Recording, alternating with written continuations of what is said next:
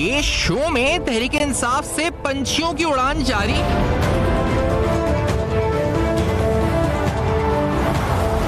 Chairman PTI समेत 41 अफराद के नाम ईसीएल में डालने की सिफारिश।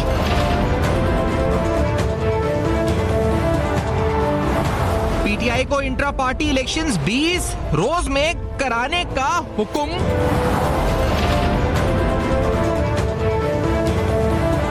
पीपल्स पार्टी ने कराची में एमक्यूएम की मजीद विकेटें गिरा दी। कराची की हकीकी जमात कौन?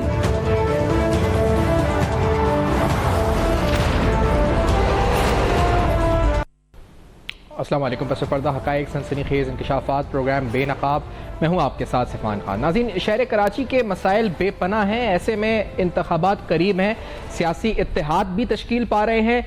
बहुत से लोग अपनी पार्टी छोड़कर दूसरी पार्टी ज्वाइन भी कर रहे हैं, ख़ासतौर पर एमक्यूएम जिसकी कई विकेटें गिर रही हैं और पीपल्स पार्टी ज्वाइन कर रही है। साथ साथ इल्ज़ाम तराशियों का सिलसिला भी जारी है, जो शायद संगीन भी है, लेकिन शायद इलेक्शन की नेचर है कि ये इल्ज़ाम तराशियाँ होती हैं। लेकिन हकीकी मसाइल जैसे कि 18वीं आईनी तरमीम में कोई तब्दीली की तजवीज़ जो एक एमक्यूएम की तरफ से सामने आई कि लोकल गवर्नमेंट को मजीद बाख्तियार बनाया जाए, या फिर जो वफाकी हुकूमत है उसके federal transfers direct local governments को किए जाएं। और इस में नून लीग की तरफ से भी कुछ हद तक तायद, क्या आखिरकार 18वीं आईनी तरमीम या गवर्नेंस स्ट्रक्चर में कोई बड़ी तब्दीली की निशानदेही इलेक्शन से पहले या इलेक्शन के बाद मुतवक्के है? और साथ साथ जो इल्जामात हैं वो क्या है, ये भी हम इस पर प्रोग्राम में बात करेंगे। सबसे पहले आपको बताएं कि जो लोग एमक्यूएम छोड़ रहे हैं, सईद गनी साहब ने एक प्रेस कॉन्फ्रेंस की, बड़े मुफस्सल तरीके से बताया कौन छोड़ा है, किसने ज्वाइन किया पीपल्स पार्टी को, और उसके साथ उन्होंने कुछ और भी बयान किया था। लेकिन पहले जरा सुनाते हैं कि नाम उन्होंने जो बताए थे किस किसने छोड़ी MQM. Let's see this.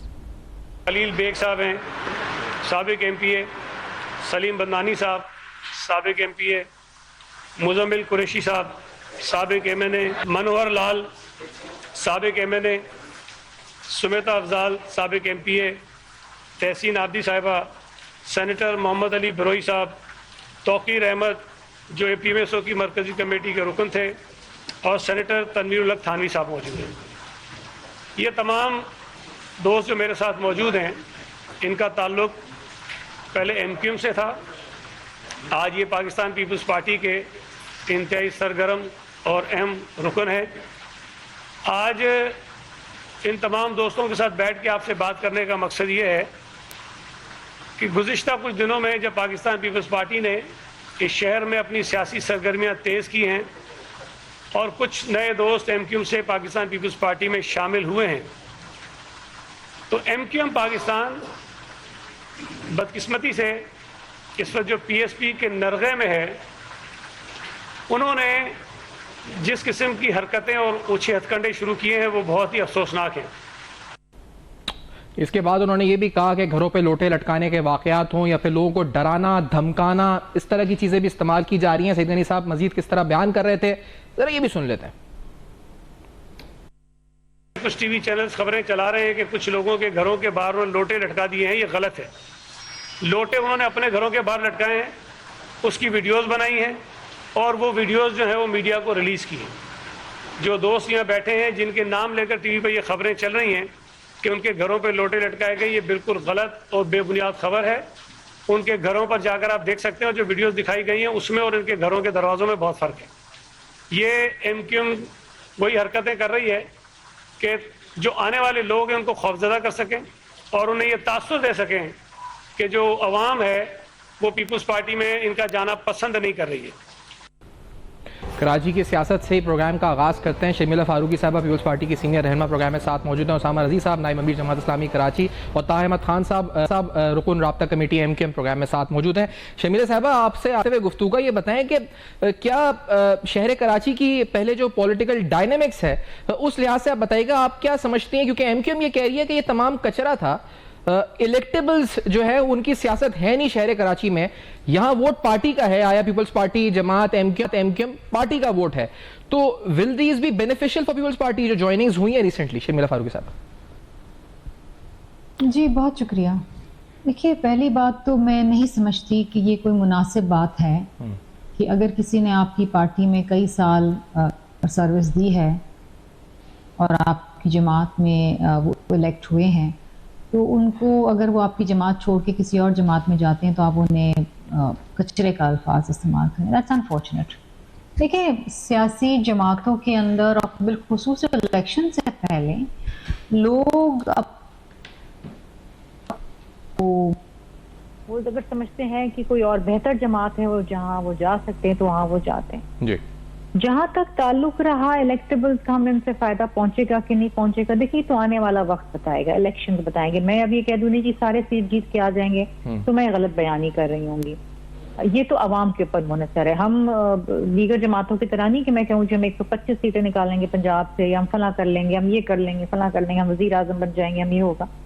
Let the people decide, let the ballot. अच्छा ठीक है, बड़ी माकूल बात है शर्मा साहब, लेकिन ये बताएं कि ये खास तौर पे डिस्ट्रिक्ट सेंट्रल की हद तक मुझे बताएं, क्योंकि मुस्तफ़ा कमाल साहब की एक तकरीर आई बड़ी जोशीले अंदाज में, मैं सुनाऊंगा आगे जाके, लेकिन वो उसमें कह रहे हैं कि पीपल्स पार्टी और MQM London, basically MQM London B team बनी है पीपल्स पार्टी की, और खास तौर पे डिस्ट्रिक्ट सेंट्रल के अंदर जो बायकॉट कॉल है उसका अल्टीमेट बेनिफिशियरी पीपल्स पार्टी होगी, क्योंकि पीपल्स पार्टी की बी टीम है MQM London. Now I want to clarify this कि ये वाकई में क्या आप बी टीम है आपकी अल्ताफ हुसैन वाली एमक्यूएम?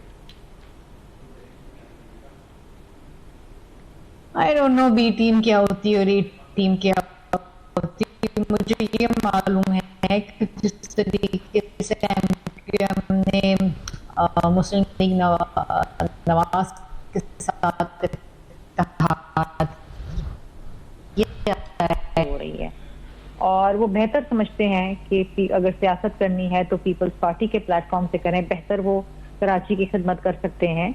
आई थिंक इसको एक you should take it in your stride. मैं नहीं समझती कि इसके ऊपर किसी को नाराज होना चाहिए, किसी को खाइफ होना चाहिए, या किसी को बुरा भला कहना चाहिए। इन लोगों को, हर इंसान का ये जमहूरी हक है कि वो अपना फ्यूचर खुद तय करे और अपना फैसला करे कि उसे किस जमात के साथ मुंसलिक होना है। इन्होंने भी फैसला कर लिया, ठीक है, लेकिन ये आप कह रही हैं बी टीम ए टीम तो नहीं, इन्होंने तो इत्तेहाद नून लीग से किया, लेकिन ये जिस जमात पे आपके इत्तेहाद का इल्जाम या पसे पर्दा इत्तेहाद का इल्जाम लगा रहे हैं वो एक तरह से बैन है नेशनल सिक्योरिटी के खिलाफ, लंदन एमक्यूएम, आप इसको डिनाई करती हैं? ऐसा कुछ भी नहीं है, उनके बायकॉट का फायदा पीपल्स पार्टी को होगा क्या central district? I don't no London MQM क्या है, मुझे तो ये मालूम है एक पीएसपी बन गई थी, इसमें से कुछ बन गई थी, पीर कॉलोनी, एक भादराबाद, मैं तो इसको जानती हूँ। आई डोंट नो लंदन की टीम कौन सी है, क्या है। बहरहाल इसमें से कई लोग छोड़ के, देखें पीएसपी बन गई मुस्तफा कमाल की, फिर वो वापस अब कई सालों बाद आके एमक्यूएम में जम हो गई, पीर कॉलोनी और भादराबाद भी जम हो गए। तो अब ये मुख्तलिफ नाम है, लोग वही हैं, जमात वही है, पहले ये किसी और के साथ काम करते थे, अब इनका सरबराह कोई और है, अब कन्वीनर मतलब आपको कहीं से किसी की सपोर्ट नहीं। लेकिन उसामा साहब, मैं इससे पहले एमक्यूएम का रिप्लाई लूं, उसामा रज़ी साहब, जमात इस्लामी भी एक इंपॉर्टेंट कंटेंडर कराची की स्टेक होल्डर है। ये जो बात लंदन वाली है कि इनके बायकॉट से किसी दूसरी जमात को फायदा हो सकता है, पीपल्स पार्टी मिसाल के तौर पे, इज इट ट्रू? और दूसरी बात, ये जो इलेक्टेबल्स की सियासत है, डायनामिक्स है, क्या अभी तो जैसा कह रही है कि हाइपोथेटिकल है कि हम कह के फायदा होगा नुकसान होगा, लेकिन आपकी जो तजुर्बा है सियासी उसके नजदीक क्या ये वाकई में फायदेमंद हुआ इसमें, यहाँ पे जो ज्वाइनिंग्स हो रही हैं रिसेंटली? जी बहुत शुक्रिया आपका। देखिए, ये जो इंतखाबी अमल है, पहले इसको समझें कि ये क्या है। जी, ये बुनियादी तौर पे इसलिए होना चाहिए कि मुल्क में जमहूर की हुक्मरानी हो, जमहूरी प्रोसेस हो। ये इसलिए होना चाहिए कि आइन का मुतालबा है, आइन का तकाजा है। ये इसलिए होना चाहिए कि मुल्क जमहूर की मर्ज़ी के मुताबिक चले और उसके फैसले जमहूर के मुंतखब नुमाइंदे पार्लियामेंट में जाके करें।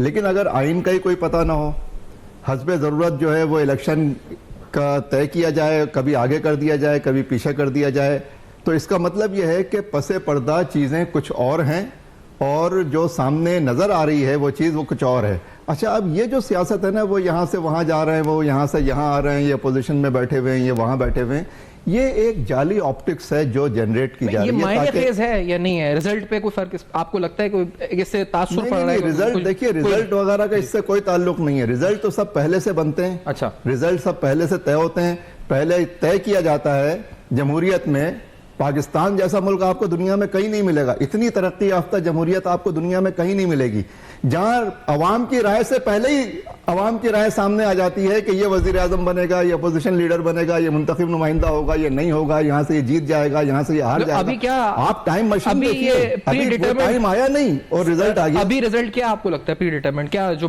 क्या हवा क्या तय हो चुका है पहले से? तो आपको पता है कि आप क्या? हवा तो बिल्कुल वाज़ेह है कि अवाम का कॉमन सेंस बहुत ज्यादा बेदार है जी। अवाम पसे पर्दा होने वाले इस पूरे खेल को समझ रहे हैं। जो कुछ बताया जा रहा है, जो कुछ नहीं बताया जा रहा है, अवाम इसको भी समझ रहे हैं और इतनी अवेयरनेस है, इतनी ज़्यादा लोग जो है वो लोग एक दूसरे से लिंक्ड हैं, कनेक्टेड हैं और चीज़ों को समझ रहे हैं।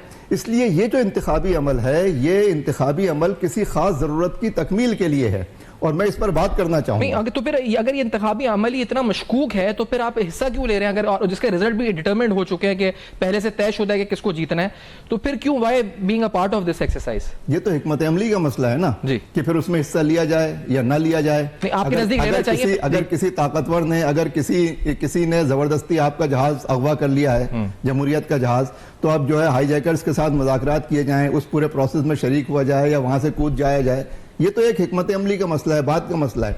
असल चीज ये है कि जिन इश्यूज के ऊपर इस मुल्क को आगे लेकर जाया जा रहा है और जिसके लिए ये इंतखाबी प्रोसेस जनरेट किया जा रहा है एक जाली तरीके से, तो इसको समझने की जरूरत है कि ये पाकिस्तान का मुस्तकबिल क्या है।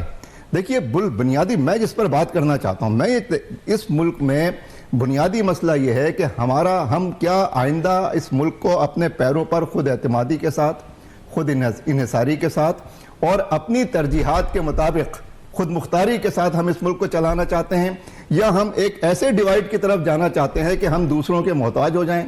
हम जो है अपने दिफाई मामलात में, हम फॉरेन अफेयर्स में, हम इकोनॉमिक अफेयर्स में, हम IMF से भीख मांग रहे हों, हम जो है वो एक जिसे कहते हैं भीख मांगने की सियासत और मईशत इख्तियार कर लें। और दूसरी तरफ जो मसला है वो ये है कि हम इस रीजनल सिनेरियो में अपने दोस्तों की तरजीहात तय करें। हमारे दाएं बाएं बहुत मजबूत ममालिक मौजूद हैं, हम उन प्रायोरिटीज के साथ इस मुल्क को लेकर चलें। आप ये फैसला जमहूर को करना है। लेकिन आपने कहा ये सारा जो हो रहा है, ये सारा सियासी ये ड्रामा है, आप कह रहे हैं गिमिक्स हैं, ये ज्वाइनिंग और ये सब चीजें, ये मतलब आप ये तो आप इसको मैं से पहले ताज़ा आपका पॉइंट ऑफ व्यू लूं, मैं मुस्तफा कमाल साहब ने कहा क्या है एग्जैक्टली जरा सुना देते हैं, क्योंकि उन्होंने अल्ताफ हुसैन के बारे में जो उस वक्त उन्होंने कहा कि मानी के क्या रवाबित थे उस वक्त रहमान मलिक साहब मरहूम और फारूक नाइक साहब से, और फिर अभी वो क्या समझते हैं, किस तरह MQM लंदन बी टीम बनने पीपल्स पार्टी की। Let's hear this first. मैं उन 3-4 लोगों में शामिल हूं कि जब साहब की अहलिया ने तलाक के लिए बरतानिया की अदालत से रुजू किया तो हम 2-3 लोगों को बुलाया गया वहां लंदन, जिसमें मैं भी शामिल हूं। तो जब हम वहां गए उस तलाक के मैटर को डील करने के लिए, कि कैमरे के सामने बोल रहा हूं, पहले भी बोल चुका हूं, कारकुनों के सामने पहली दफा बोलता हूं, चलो, तो वहां पर हमसे पहले फारूक नाइक जो कि पीपल्स पार्टी के वफाकी वजीर कानून और पीपल्स पार्टी के वफाकी वजीर दाखिला उस वक्त के रहमान मलिक, ये 2 अफराद जरदारी साहब से बात करके पहले से वो वहां लंदन में हमसे पहले मौजूद है, सिटिंग वफाकी वजीर, और उनके पास मेरे लीडर, मेरे कायद की बीवी की तरफ से फाइल की हुई डॉक्यूमेंट, इतनी बड़ी किताब मोटी, कि जो उनकी अहलिया ने इल्जामात लगाए घर के बेडरूम से लेकर बाहर तक, उस केस को कौन डील कर रहा है? जिस पार्टी से इख्तियारात और हुकूक लेने के लिए ये पार्टी बनी, जरदारी साहब का राइट लेफ्ट आदमी रहमान मलिक और फारूक नाइक मेरे लीडर की बीवी की तरफ से इल्जामात लगाए हुए डॉक्यूमेंट को लेकर बैठे हुए लंदन में हमसे पहले, और वहां पर केस लड़ने की तैयारी हो रही। हम जब पहुंचे और हमने जब वो पूरा थद्दा पढ़ा, वो इल्जामात पढ़े, हम वफादार लोग थे, पैरों के नीचे से जमीन निकल गई वो पढ़कर कि किसी और का इल्जाम नहीं है, अपनी बीवी का इल्जाम है। हमने हाथ जोड़े उनके कि खुदा के वास्ते इस केस को लड़ने की कोशिश ना की जाए। और इसके बाद उन्होंने जिक्र किया था, क्योंकि ये तो उस केस का जिक्र है, उसके बाद उन्होंने जिक्र किया कि इस वक्त किस तरह डिस्ट्रिक्ट सेंट्रल के अंदर खास तौर पे जो है वो लंदन MQM के बायकॉट से फ़ायदा होगा, और उन्होंने लोगों को कहा जी कि बायकॉट ना करें। ये ताहा साहब इसकी लॉजिक क्या है, और ये किस तरह से नेक्सस आप बना सकते हैं कि पीपल्स पार्टी की मदद हो रही है इस सिलसिले में, MQM लंदन और ये एक है एक पेज पे? नहीं, सबसे पहले आपका और आपके चैनल का बहुत शुक्रिया कि आपने हमारा मौक़िफ़ जानने के लिए हमें अपने प्रोग्राम में मदऊ किया। देखें, पहले तो मैं आपको इस बात का जवाब देना चाहूँगा कि आपने मुस्तफ़ा कमाल साहब की प्रेस कॉन्फ्रेंस दिखाई, और जिस तरह मेरी बहन शर्मिला फारूकी साहिबा ने बात की, बड़ी मज़बूत बात है, पॉजिटिव बात है। इसी तरह से बात होती है, इसी तरह से एक जमहूरी माशरे में सियासत की जाती है। लेकिन ये जितनी प्रेस कॉन्फ्रेंसेस थी या ज्वाइनिंग पे जो MQM की तरफ से नाराज़गी आई, वो उसके जवाब में आई जब सईद गनी साहब के इश्तियाल अंगेज़ बयान आए। वो कराची में अपने आप को मनवाने के लिए पीपल्स पार्टी में किसी भी हद को क्रॉस करने के लिए तैयार हैं। उन्होंने MQM को कभी मरवा घोड़ा, कभी और उल्टे सीधे अलकाबात से गुजारा, तो दुनिया उनकी वजह शोहरत इस शहर में जानती है। चनेसर गोड में लोग उनको जानते हैं कि उनकी वजह शोहरत क्या है। जितने लोग हमारे पास से इस वक्त पीपल्स पार्टी में गए हैं, मैं मानता हूं, जैसे मेरी बहन ने कहा, कि उनका जमहूरी हक है, लेकिन आप आपके पास 15 साल से अनइंटरप्टेड गवर्नमेंट थी इस सूबे की। आप क्या लोगों को आपने डिलीवर किया है? क्या कोई 5 प्रोजेक्ट्स आप गिनवा दें 15 साल में जिसकी बुनियाद पे जो लोग आप आके लोगों से वोट मांगेंगे? जो लोग ज्वाइन कर रहे हैं पीपल्स पार्टी, उनको कुछ क्या नजर आ रहा है? प्रेस का मतलब क्यों आप कह रहे हैं गवर्नेंस है नहीं होगी? मैं आपको अब ख्वाजा सोहेल मंसूर जैसे शख्सियत, सारे वो लोग हैं कि जिनको ये आप उनको कचरा तो नहीं कह सकते। ये यकीन था। देखिए अपनी अपनी डेफिनेशन है, आपको लगता है नहीं कह सकते, हमें लगता है हम कह सकते हैं। मंसूर साहब जैसे लोग जो आपकी पार्टी के, साहब की क्या तहरीकी कुर्बानी है और दीगर पार्टी के जो सीनियर, देखिए मैं आपको बता रहा हूं ना, मैं आपको तफसील से एक एक बात का जवाब दूंगा, आप मुझे मौका दें। देखिए ये वो तमाम लोग थे जिनको ये यकीन हो गया था कि इस दफा उन्हें टिकट नहीं मिलने वाला है, और एमक्यूएम में इनकी पास परफॉर्मेंस की वजह से इनमें से कोई एक्टिव नहीं था एमक्यूएम में। इसमें से एमक्यूएम के कितने लोग गए? ये जितने नाम है उनमें से आधों को तो मैं जानता भी नहीं हूं। आप एक कोना मश्क सहाफी हैं, आप कैमरे की आंख लेके जाएं, हलकों में लोगों से पूछें कि इनको जानता कौन है। जो इलेक्टेड रिप्रेजेंटेटिव्स थे उनकी खराब परफॉर्मेंस की वजह से उन्हें दोबारा टिकट नहीं मिलने वाला था। उनकी इसी वजह से उन्हें बुनियाद बना के हम तो कहते हैं कि भाई हमारा ये कमाल है कि एमक्यूएम इस लेवल पे पीपल्स पार्टी इस लेवल पे आ गई कि उन्हें जरदारी साहब की मुलाकात मुजम्मिल कुरैशी से करानी पड़ रही है। मैं आपको तफसील बता रहा हूं इन लोगों को क्या मिल रहा है। मैं आपको मेरे हल्के से 2 बार एमएनए रह चुके हैं मुजम्मिल कुरैशी साहब, फिर पीएसपी में गए, फिर आपकी जमात में एक दफा एमएनए बने, कोई 2 बार परफॉर्मेंस नहीं थी। आप मेरी बात, टिकट होल्डर तो रहे ना 2 बार, टिकट होल्डर नहीं, इलेक्टेड रिप्रेजेंटेटिव रहे, वही मैं कह रहा हूं, टिकट जीता उन्होंने आपका पार्टी। वो हमारी कभी first year second year leadership में नहीं थे। और देखें कोई second year first year leadership होना इंपॉर्टेंट नहीं होती, आदमी की पर्सनैलिटी, आदमी का काम, आदमी की अवाम में मकबूलियत। अगर आपके हल्के के थे तो आप हमसे बेहतर जानते हैं उनको कि हम उनको दोबारा टिकट देने की पोजीशन में नहीं थे। मैं आपको मिसाल देता हूं वसीम कुरैशी साहब की, मैं आपको बात बताऊं, मैं आपको ऑन रिकॉर्ड बता रहा हूं। एक सवाल आपसे पूछना चाह रहा हूं, पहले एक सवाल आपसे मुकम्मल करने दें सफर, मैं एक सवाल आपसे पूछना चाह रहा हूं, पीपल्स पार्टी क्यों ज्वाइन कर रहे हैं? मैं बता रहा हूं, मैं यही आपका जवाब दे रहा हूं। छोड़ के जमात इस्लामी में भी जा सकते हैं, कहीं और जा सकते हैं, आपने वेलकम किया उनको? मैं इसलिए बता रहा हूं आपको कि पिछले 15 साल से 18वीं तरमीम के बाद इन सबको ये अंदाजा है कि जितने पैसे पाक होते हैं सूबे के फंड के लिए वो पाकिस्तान पीपल्स पार्टी के पास होते हैं, और पीपल्स पार्टी ने डेवोल्यूशन ऑफ पावर के बजाय एक्युमुलेशन ऑफ पावर की है। जो इदारे दुनिया भर में लोकल गवर्नमेंट के पास होते हैं वो सब वजीर आला ने अपने पास रख लिए। आर्टिकल 140A पे सुप्रीम कोर्ट के फैसले के बावजूद इंप्लीमेंटेशन नहीं हुई कि आप जितने इख्तियारात हैं वो लोकल गवर्नमेंट को दें। हमारा मेयर तो नहीं है ना, सब जैसे तैसे करके इनका मेयर आ गया। मैं आपको बता रहा हूं, बी अम्मा पार्क है डिस्ट्रिक्ट सेंट्रल में, आप अपनी टीम भेजें, चेक कराएं वसीम कुरैशी साहब को ज्वाइनिंग से कितने दिन पहले वहां झूलों का, कैंटीन का और इस तरह का ठेका मिला है। ये मैं आपको ऑन रिकॉर्ड कह रहा हूं, मैं एमक्यूएम का राब्ता कमेटी मेंबर हूं, आप जाएं चैनल से जाके चेक कराएं। और मैं एक और बात कहता हूं, ऐसे लोगों पे कि एमपीए रह चुके, सब कुछ कर चुके, तहरीक ने उनको इतनी इज्जत दी, अगर किसी नजरियाती इख्तलाफ पे छोड़ते ना, हम सलाम करते उनको, हम उनको फेयरवेल डिनर देते कि यार ये नजरियाती लोग हैं, उन्होंने नजरियाती इख्तिलाफ पे छोड़ा है। उनके बयान जो पढ़े तो कह रहे हैं पीपल्स पार्टी डिलीवर कर रही है, वो तो कह रहे हैं, डिलीवर कर रही है, वो लोग कह रहे हैं वो तो नजरियाती हुए ना। सवाल है ना मेरा, तो ये उनके नजरियात है ना सर। उनसे मेरा सवाल है कि 5 प्रोजेक्ट्स बता दें जो पीपल्स पार्टी ने किए हों। ये जो आप कह रहे हैं कि एलिजिडली ये फाइनेंशियल बेनिफिट्स के लिए जा रहे हैं, मैं शमीर साहब I want your response on this. क्या आप इन लोगों को जो ज्वाइन कर रहे हैं, ये जो भी XYZ अगर ये कह रहे हैं कोई जानता भी नहीं उन लोगों को, क्या उनको फाइनेंशियल बेनिफिट्स या मरात मिल रहे हैं जिस वजह से they are joining Peoples Party? और ये एक मिसाल पे दे रहे हैं, ये डॉक्टर आसिम के पास टास्क है, कह रहे हैं शमीरा साहब।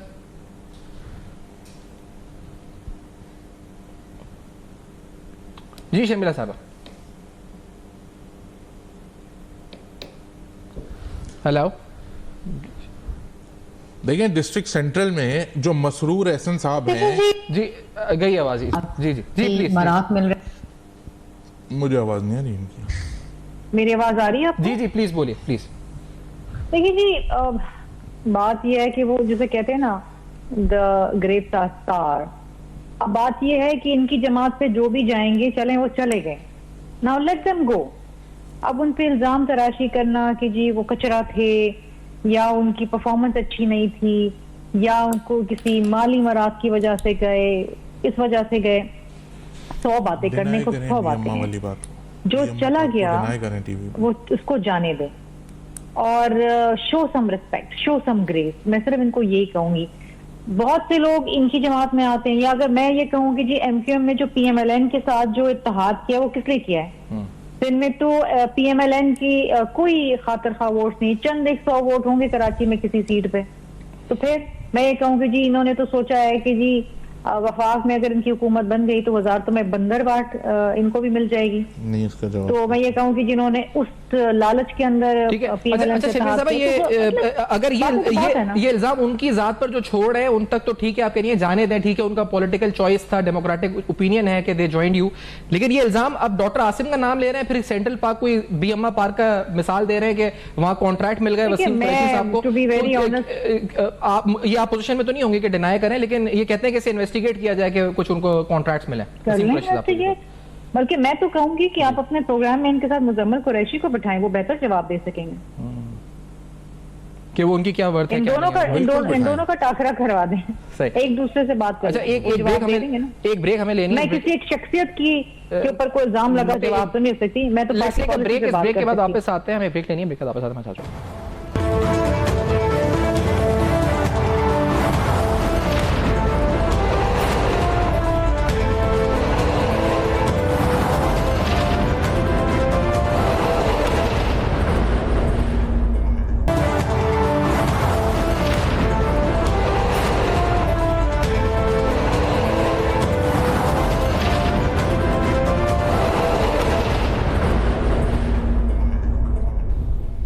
Welcome back. आप देख रहे हैं बेनकाब, और एक अहम तरीन सवाल शहर कराची और मजमूई तौर पे पूरे मुल्क के गवर्नेंस के हवाले से भी है, और वो सवाल 18वीं आईनी तरमीम से मुताल्लिक है।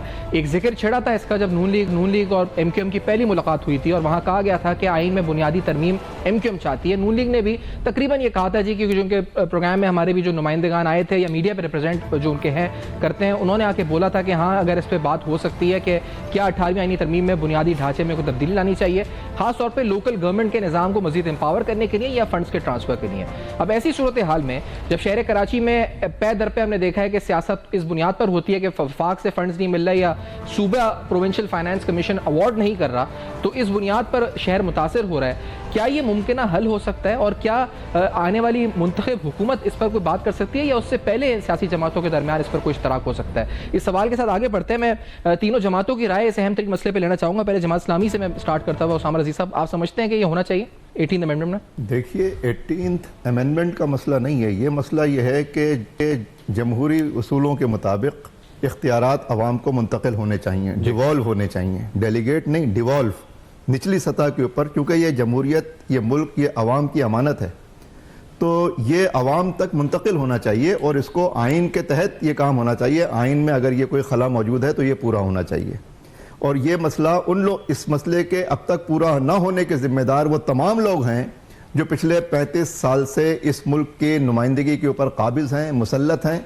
और वही इसके सबसे बड़े मुजरिम हैं कि उन्होंने ये इख्तियारात वहाँ पर मुंतकिल नहीं होने दिए, जोड़ तोड़ करते रहे, सौदागरी करते रहे, सौदेबाजी करते रहे, और आइन के जो असल फ़र्ज़ मनसबी था कि पार्लियामेंट में बैठ के ये काम करें, वो काम उन्होंने नहीं किया। लेकिन मैं ये बात आपसे कह रहा हूँ कि ये भी एक मसला है, लेकिन मसला ये है कि इस मुल्क में ये इक़्तिदार होगा किसके पास, कौन इसको रूल करेगा, कौन लीड करेगा, उसके जो बुनियादी इश्यूज हैं पाकिस्तान के, उस पर उसका मौक़िफ़ क्या है।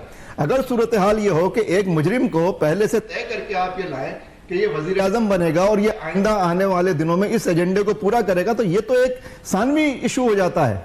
बुनियादी इशू ये है कि जिस तरह का इसका यहाँ पे पॉलिटिकल मंजरनामा या तनाजुर जनरेट किया जा रहा है वो क्या है और क्यों है, वो उसके पास ऐसी कौन सी ताकत है कि पूरा सिस्टम उसके आगे हाथ बांधे खड़ा हुआ है, वो कहां किस तरफ इस मुल्क को ले जाने के फैसले होने जा रहे हैं। क्या पार्लियामेंट इसके ऊपर कोई काम करेगी? क्या इसके तनासुब से अवाम को मुंतखब किया जाएगा डेस्क पे बैठ के? क्या इसको पूरा करने के लिए नुमाइंदगी का एक पूरा जो अमल है उसको जो है वो मुकम्मल किया जा रहा है, और उसमें किसको, किस राय को कितना तनासुब दिया जाएगा?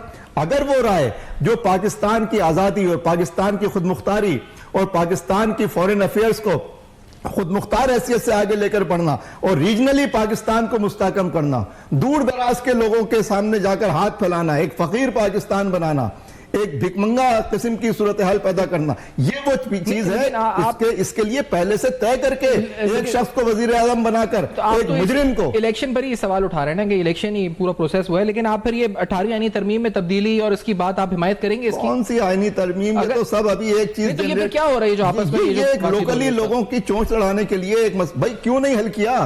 यही लोग थे ना, यही पीपल्स पार्टी थी, यही नून लीग थी, यही एमक्यूएम थी, यही पीडीएम थी, यही मौलाना थे, यही बलूचिस्तान, ये सारे एक ही टोकरी में थे ना भाई।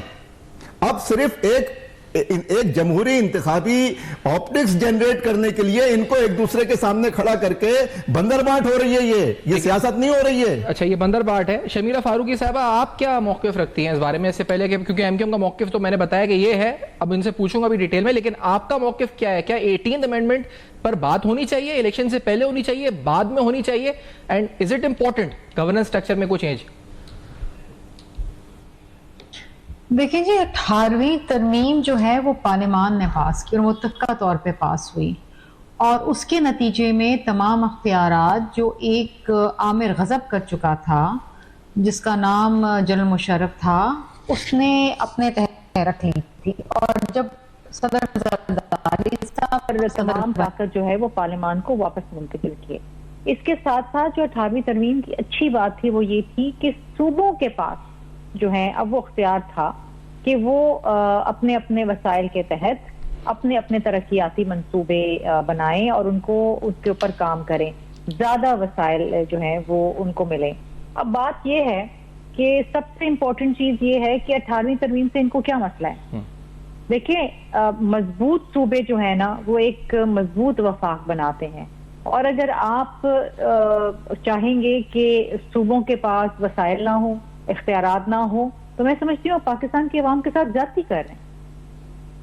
तो अगर खुदा ना खास्ता इसके ऊपर कोई इस किस्म की कोई मूव होती है रोल बैक करने, क्योंकि ये इमरान खान के दौर में भी ये बात आई थी और ये बात फिर आई थी, अब बीच में एक आध दफा और भी आई। लेकिन शमीर साहब, ये जो केस है डेवोल्यूशन का, ये केस ये है कि जो ओवर सेंट्रलाइज्ड हो गया है या ओवर एम्पावर हो गया प्रोविंशियल चीफ मिनिस्टर, और जो लोकल गवर्नमेंट है उसके पास फंड्स नहीं है। प्रोविंशियल फाइनेंस कमीशन अवार्ड हुआ नहीं सालों से, और उसकी वजह से जो ट्रांसफर्स हैं प्रोविंशियल जो डिस्ट्रिक्ट को होने चाहिए, वो चाहे कराची हो या सिंध के दीगर डिस्ट्रिक्ट्स हों, वो जो है मुतवाजी या जस्टिफाइड नहीं हो रहे हैं, और इस वजह से जो है वो ये अदम तवाजुन आ गया इस वक्त फाइनेंशियल अफेयर्स में। ये कह रहे हैं कि वफाक डायरेक्ट ट्रांसफर करें। जी, हर चीज के अंदर कुछ वक्त लगता है। देखें, छोटे सूबे हैं, उनके पास इंफ्रास्ट्रक्चर मैकेनिज्म जो है डेवलप हो रहा है। 18वीं तरमीम को काफी साल हो गए और अभी भी बहुत सारी चीजें ऐसी हैं जो वफाक ने सूबों को मुंतकिल नहीं की हैं। अच्छा, फिर मुंतकिल होते होते उनको संभालना। लेकिन देखिए, चीफ मिनिस्टर क्यों ना पावरफुल हो सूबे का, सूबे के लोग बेहतर जानते हैं कि उनको क्या चाहिए। देखिए, मेरे घर का बड़ा बेहतर जानता होगा कि मुझे क्या चाहिए, बच्चों को क्या चाहिए, भाई बहनों को क्या चाहिए।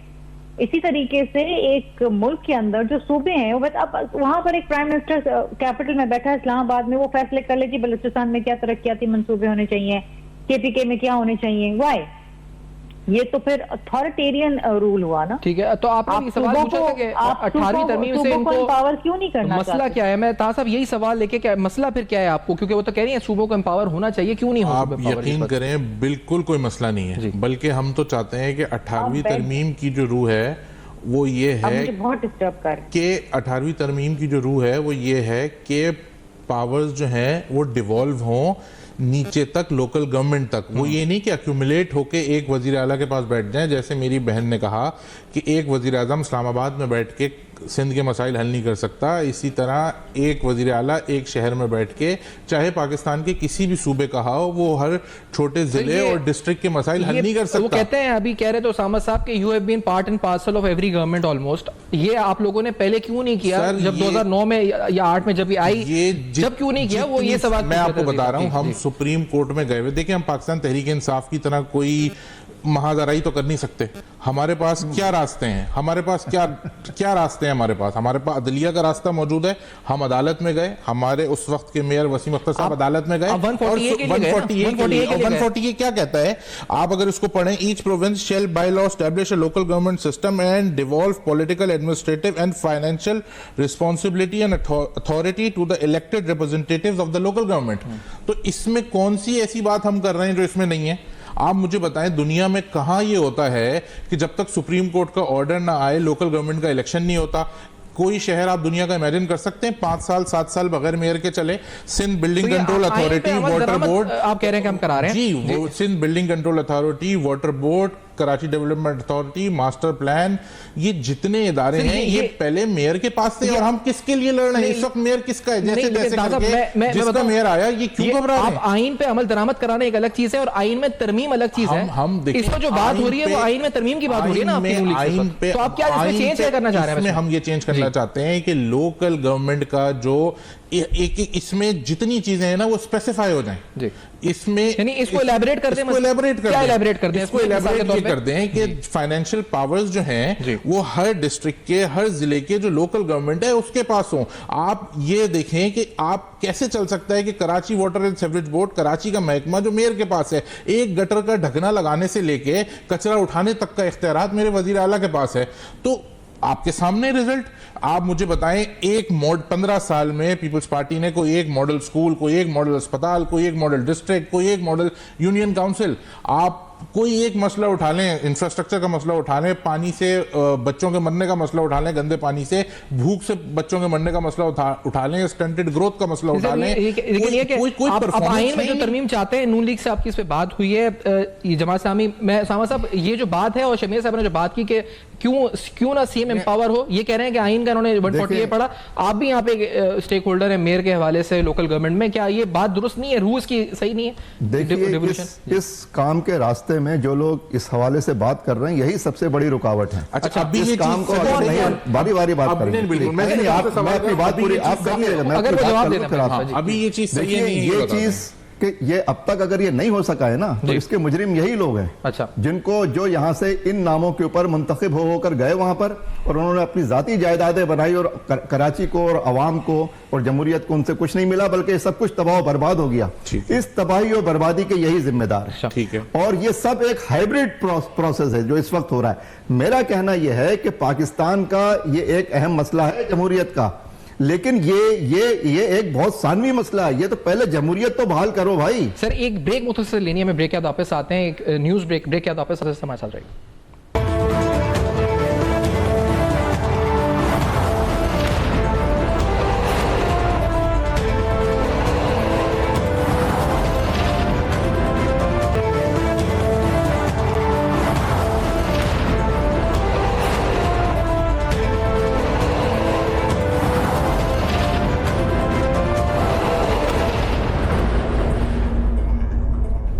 वेलकम बैक, आप देख रहे हैं बेनकाब और आज बेनकाब में कुछ अहम सवालात हम कराची की सियासत पे बात कर रहे हैं। 18वीं आईनी तरमीम में क्या तब्दीली होनी चाहिए, इस पर बहस हो रही थी। एमक्यूएम ने बात छेड़ी है, बात शायद दुरुस्त हो या ना दुरुस्त हो, दो ओपिनियंस हैं, लेकिन जमात इस्लामी उनके इंटेंशन पे डाउट कर रही है, सवालात उठा रही थी। ब्रेक से पहले उसामा रज़ी साहब गुफ्तगू कर रहे थे, लेकिन एक सवाल जो आप तीनों जमातों से बड़ी जो कराची में इलेक्शन लड़ने जा रहे हैं, क्योंकि हमने देखा ही है कि बहुत चर्चा है लेवल प्लेइंग फील्ड का, यकसा मौके तमाम जमातों को, तो क्या ये तीनों जमातें समझती हैं कि इनको यकसा मौके मिल रहे हैं? अगर सिंध की मजमूई बात करें, स्पेसिफिक कराची की बात करें, मैं क्योंकि उसामा साहब ब्रेक से पहले आपके छोड़ के गया था तो मुझे आपसे स्टार्ट करते हुए, लेवल प्लेइंग फील्ड है?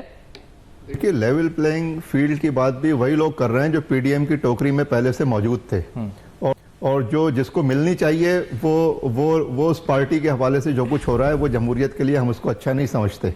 हम समझते हैं कि ये मुल्क में आइन और कानून की बालादस्ती होनी चाहिए, बुनियादी जमहूरी उसूलों की पासदारी होनी चाहिए और इंसानों को इंसानों की तरह बिहेव करना चाहिए।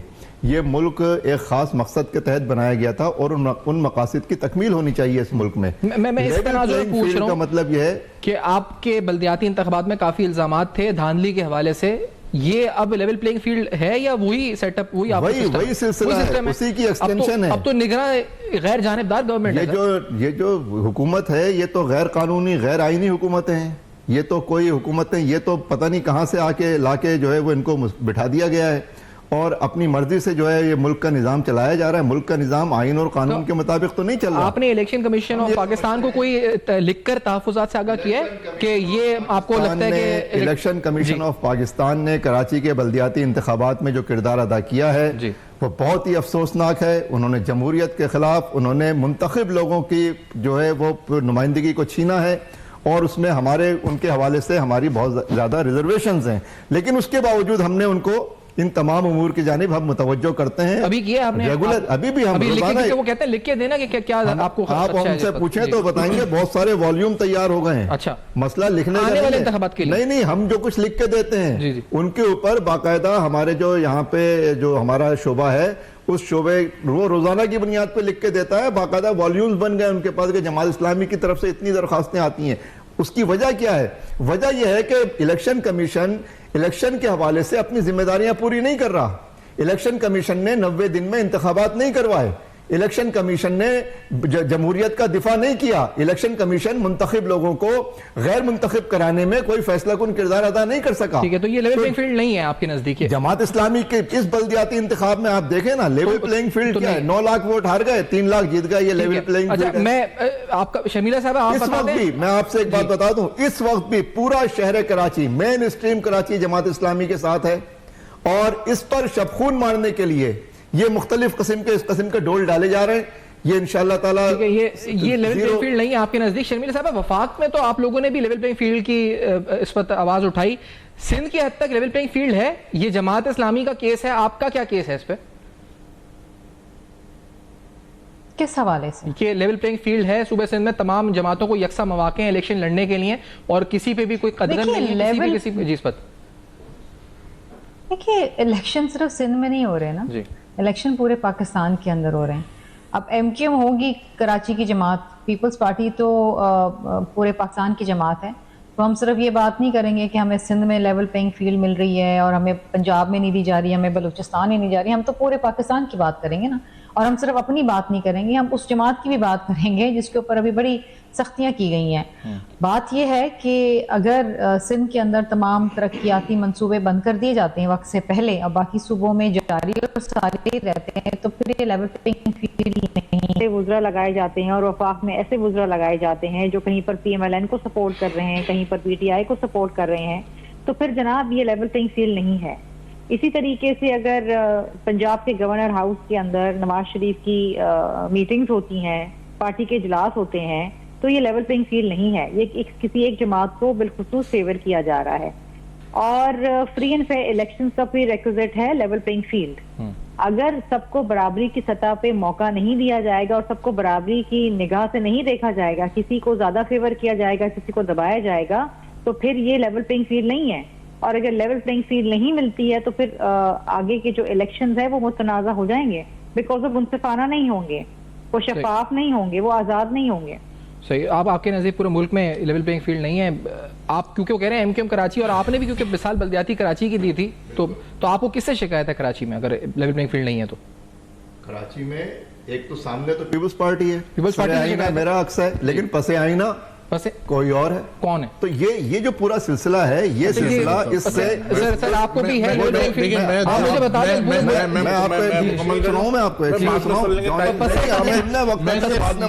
सिर्फ ये कह रहा हूँ आपसे सफान साहब, देखिए इस बात को समझने की कोशिश करें। मेरे भाई ने जितनी गुफ्तगू की है वो कॉन्स्पिरेसी थ्योरीज पे की है, ना इन्हें इलेक्शन कमीशन पे भरोसा है, ना इन्हें सुप्रीम कोर्ट पे भरोसा है। भाई नाम बताएं, आप तो बहादुर लोग हैं ना, हिम्मत करें, पसे आईना कौन है आज नाम बताएं।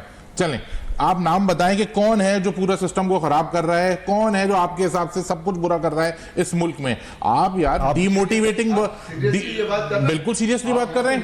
किसी भी बच्चे से पूछिए। नहीं आपसे पूछ रहे, बच्चे से क्यों पूछूं? आप छोड़िए, इल्जाम आप लगा रहे हैं, आप आवाम की बात आप इल्जाम लगा रहे हैं। देखिए मेरी बात सुने, ये वो लोग हैं जिन्होंने बल्दियाती इंतखाबात को हिस्सा लेके सिर्फ हाफिज नईम साहब को मेयर बनाने के ख्वाहिश के ऊपर लेजिटिमेट किया। जब हमने इनको कहा कि ये डिलिमिटेशन सही नहीं हुई, सेंसस नहीं हुआ, आप बाहर आ जाएं, ये वो मुनाफिक लोग हैं कि अगर अच्छी बात कोई और करे तो उसकी हिमायत भी नहीं करते। अरे भाई एमक्यूएम की नियत को छोड़ें, आप ये बताइए 18वीं आईन 18वीं 18th अमेंडमेंट में आयु सेटिस्फाइड होनी चाहिए, तरमीम नहीं होनी चाहिए। इस पर मेरी बात सुने, मुझे मुकम्मल करने दें। मैं आपकी बारी में नहीं बोला था, नहीं मैं आपकी बारी में नहीं बोला था, मेरी बात समझें। देखिए सफान साहब मेरी बात समझें, आपके लिए लेवल प्लेइंग फील्ड हम तो वो लोग हैं कि जो हर हाल में हर इससे बुरे हाल में बदतरीन ऑपरेशन में जब पीपल्स पार्टी नसीरुल्लाह बाबर के जमाने में इस शहर के नौजवानों का कत्लेआम कर रही थी, उस वक्त भी हमने इलेक्शन लड़ा है और जीता है। हम इस अवाम के साथ कनेक्टेड हैं, जुड़े हुए हैं। और इनकी पीपल्स पार्टी में क्या डिवाइड है? मैं आसिफ जरदारी साहब का बयान मेरी नजर से गुजरा जिसमें उन्होंने ये कहा,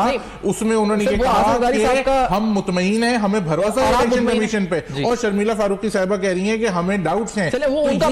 मैं बता रहा हूं कि पार्टी में डिवाइड है। आप सेटिस्फाइड हैं? आपकी पार्टी सेटिस्फाइड है? मैं बोल रहा हूं तक सेटिस्फाइड। ये जो उबूरी सेटअप है सिंध में, मैं दोबारा सवाल रिपीट करता हूं, जब उबूरी सेटअप है सिंध में निगरां, आप सेटिस्फाइड है कि ये न्यूट्रल है और ये केयरटेकर गवर्नमेंट सही इलेक्शंस कराएगी? जब तक इलेक्शन नहीं हो जाते हम कुछ नहीं कह सकते। हमारे साथ जो माजी में हुआ है, हमारे खदशात अभी भी मौजूद हैं। अच्छा। हम खुदा से दुआ करते हैं, अल्लाह ताला से दुआ करते हैं कि ये मुल्क सलामत रहे, ये जमहूरियत चलती रहे और साफ शफाफ इलेक्शन हो and let the best man win. ठीक है सर, कोई शेर आप कह रहे थे, मैं जाऊं वाइंड अप। मैं तो ये कह रहा था कि ये जितने भी शेर पीडीएम के मैं एक शेर सुनाऊं, यही वो लोग आप भी हैं, शेर सुनाएंगे? यही वो लोग हैं। जमात इस्लामी के लिए लोग शेर हैं है भाई। कि अजीब तेरी सियासत, अजीब तेरा निजाम, अच्छा, बस यही तक रखिए सर, यजीद से भी मरासिम, हुसैन को भी सलाम।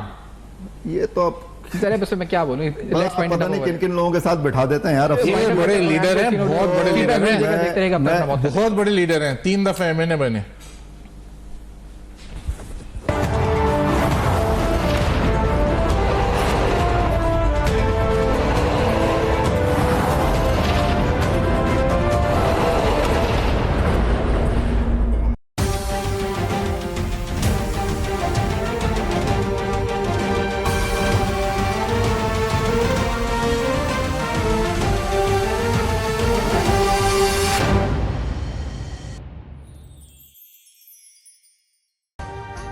अभी सब्सक्राइब करें ताकि कोई खबर रह न जाए।